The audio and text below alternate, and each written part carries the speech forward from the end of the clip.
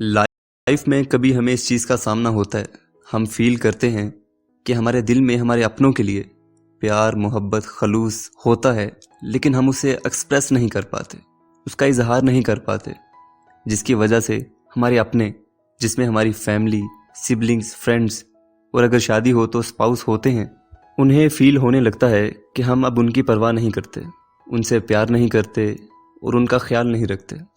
दुनिया में हर इंसान चाहता है कि उसे चाहा जाए, उससे प्यार किया जाए, मगर हर इंसान के लव्ड फील करने का मेथड डिफरेंट होता है। गैरी चैपमैन, जो कि एक फेमस ऑथर, रिलेशनशिप एक्सपर्ट और मैरिज काउंसलर हैं, वो अपनी बुक द 5 लव लैंग्वेजेस में इसी चीज़ को एक्सप्लेन करते हैं। गैरी चैपमैन ने अपने सालों के एक्सपीरियंस के बाद इस चीज़ को ऑब्जर्व किया कि बेसिकली 5 फंडामेंटल लव लैंग्वेजेस होती हैं जिनके थ्रू लोग लव्ड फील करते हैं।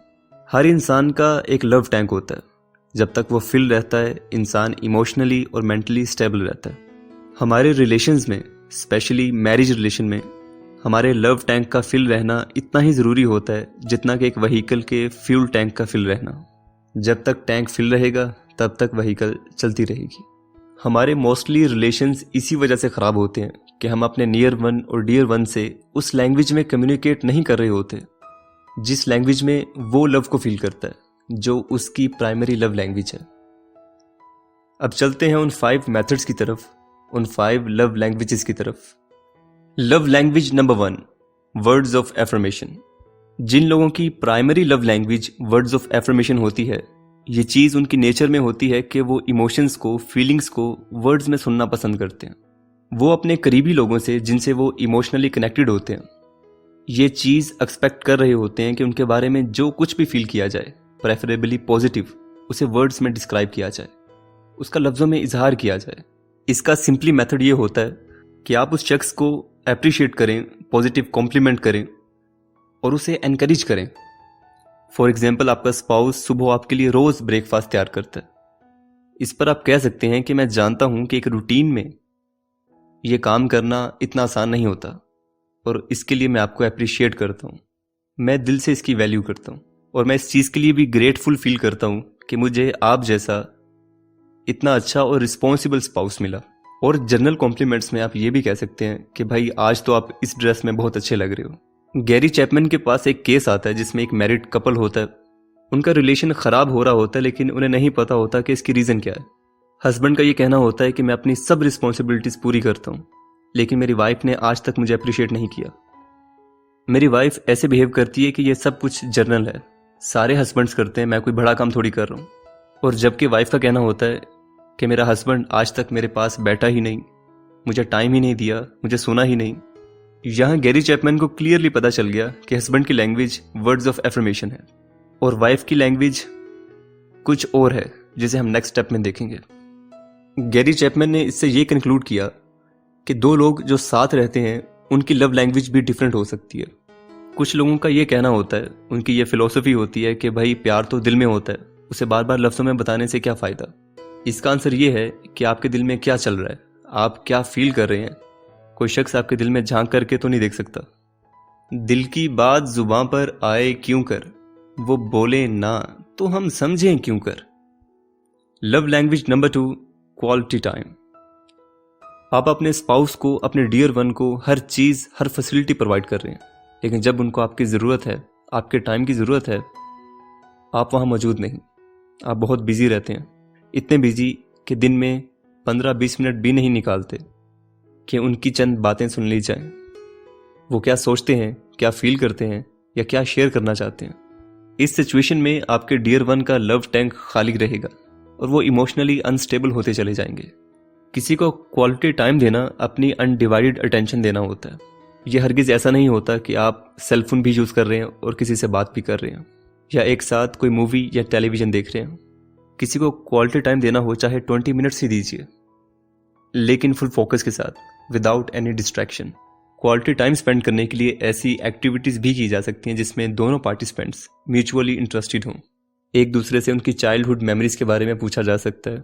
और भी कई ऐसी एक्टिविटीज़ जैसे कि इकट्ठे वॉक करना, कोई इंडोर गेम खेलना। अब आते हैं नेक्स्ट लैंग्वेज की तरफ। Love language number 3, receiving gifts.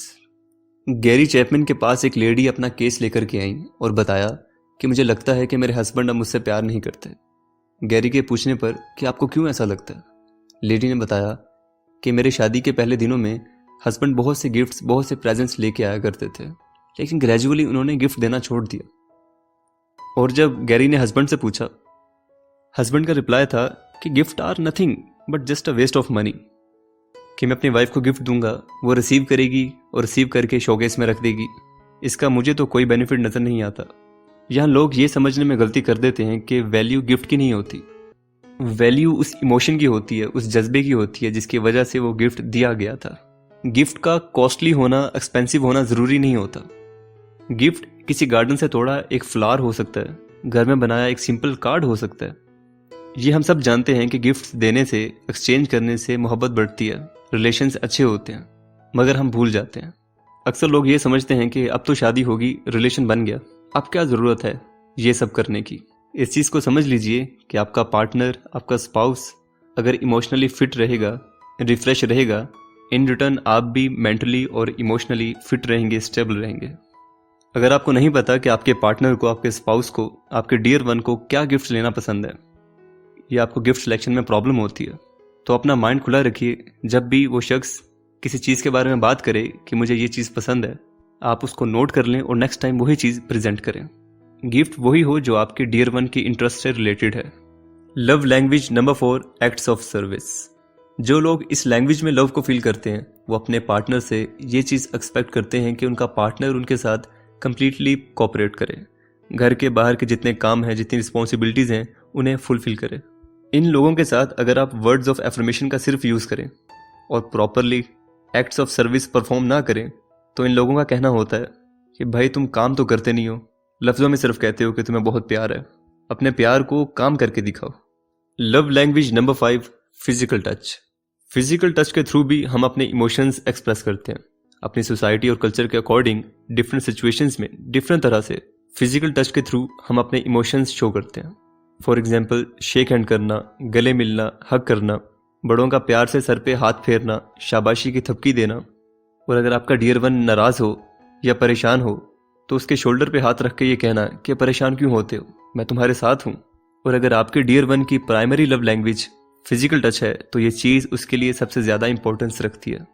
Physical touch gender को नज़र में रखते हुए इस चीज़ पे भी डिपेंड करता है कि आपका डियर वन उससे कितना कंफर्टेबल है। फॉर एग्जाम्पल, बड़ों का छोटे बच्चों से प्यार एक्सप्रेस करने का मेथड, उनकी गाल पे थपकी दी जाए, लेकिन वो इस चीज़ को नहीं देखते कि बच्चा उससे कितना कंफर्टेबल है। आपकी प्राइमरी लव लैंग्वेज क्या है? अगर आपको आइडेंटिफाई करने में मुश्किल हो रही है तो ऑथर ने इसके यहाँ 3 मेथड्स बताए हैं। नंबर 1, वो क्या चीज़ है जो आपका डियर वन नहीं करता जिसकी वजह से आप हर्ट फील करते हैं, चांसेस हैं कि वो आपकी लव लैंग्वेज है। नंबर 2, वो क्या चीज़ है जिसके लिए आपने अपने स्पाउस, पार्टनर और डियर वन को बहुत बार रिक्वेस्ट की है करने को। नंबर 3, जब किसी के लिए आपके दिल में प्यार होता है और आप उसे एक्सप्रेस करना चाहते हैं, आप किस वे में करते हैं? चांसेस हैं कि जिस वे में आप एक्सप्रेस करते हैं वही आपकी भी लव लैंग्वेज है। अब एक और सवाल भी उठता है, हो सकता है कि इन 5 चीज़ों में से सब चीज़ें हमें चाहिए हों, लेकिन हर एक की इंटेंसिटी डिफरेंट होगी।